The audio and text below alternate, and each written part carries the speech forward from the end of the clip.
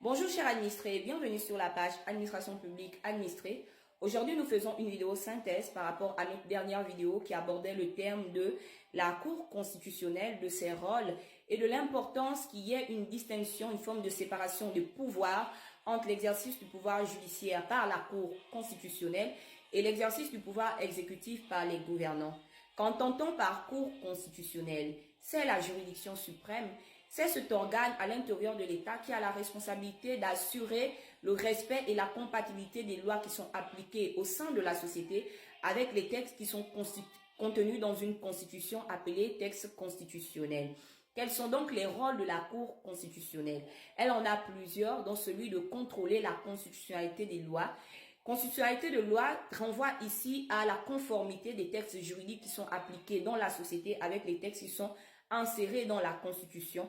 Lorsque un texte qui est soumis à l'analyse de la Cour constitutionnelle est déclaré par cette dernière inconstitutionnel, ce texte est désappliqué et ne peut faire l'objet d'aucune autre forme d'application dans le futur. Les décisions de la Cour constitutionnelle par rapport aux textes qui sont soumis à son analyse peut également être d'inconstitutionnalité partielle. C'est-à-dire que lorsque un texte est soumis à son analyse, la Cour juge ou estime qu'une partie de ce texte est inconstitutionnel, c'est-à-dire qu'il est contraire aux dispositions constitutionnelles et décide de désappliquer cette partie de texte et non tout le texte qui est soumis à son analyse.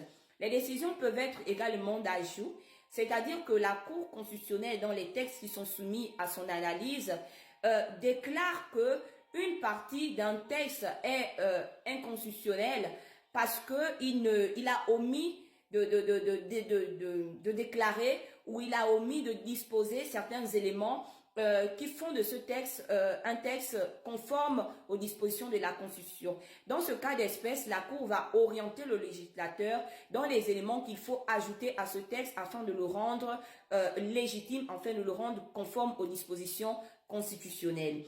Les décisions peuvent être également de substitution, c'est-à-dire que l'ensemble du texte est déclaré inconstitutionnel parce qu'il dispose d'une X chose au lieu de disposer d'une Z chose qui est inscrite dans les textes de la Constitution.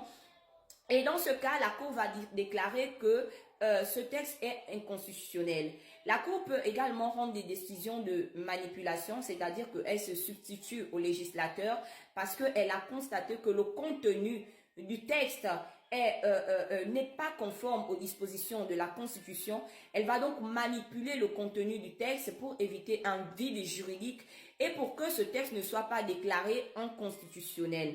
La Cour n'a pas seulement ce rôle de contrôle de constitutionnalité de loi, elle est aussi juge d'attribution de compétences lorsqu'il y a des interférences de compétences entre les pouvoirs qui exercent, comme on appelle, la fonction administrative au sein même de l'organe exécutif ou lorsqu'il y a des conflits d'attribution de compétences entre les organes de l'exécutif et les organes du législatif, c'est-à-dire de l'Assemblée nationale et du Sénat.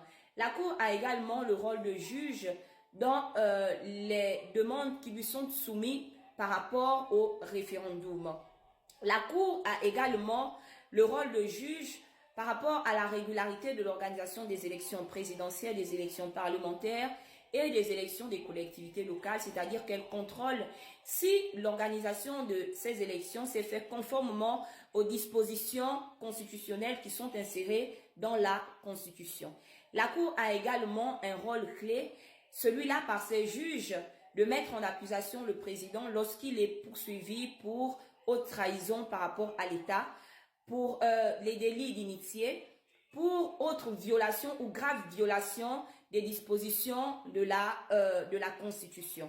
La Cour, donc, par ses membres, par ses 9 juges, comme dispose l'article 78 de la Constitution gabonaise de 1991, révisée en 2023, compose la Haute Cour de justice qui est une juridiction d'exception avec 6 membres de l'Assemblée nationale, 7 membres du Sénat et décide donc du sort du président de la République par rapport aux faits qui lui sont reprochés. Si ce dernier est coupable, il devra donc démissionner au terme de la décision rendue par la Haute Cour de justice composée des juges de la Cour constitutionnelle et des parlementaires.